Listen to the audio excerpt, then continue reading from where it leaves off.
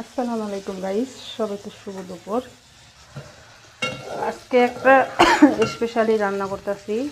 তো আমি জানি না যে অনেকের মানে গ্রামে কি বলে, অনেকের দেশে কি বলে এটার নাম, আর এটা খায় কি না, কিন্তু এগুলো হচ্ছে আমরা খাই।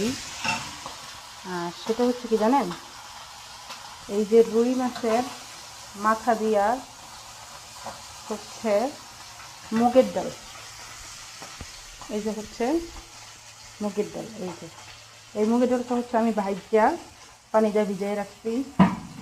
আর এখানে হচ্ছে এই যে মাথা, একটা মাথা আমি যত ধরনের মশলা, জিরা, গরম মশলা, আদা, রসুন, পেঁয়াজ আর যা চলে একদম সব মশলা আমি এখানে কষাইয়া এই মাথাটা আমি দিয়ে দিলাম। আর এখানে হচ্ছে 2 পিস কী মাছ বলে এটাকে জানি না, এই মাছ 2 পিস ভাজতেছি। আর এখানে রুই মাছের 2 পিস পেটি পেঁয়াজ দিয়া এই মাছ দুইটা ইয়া করবো।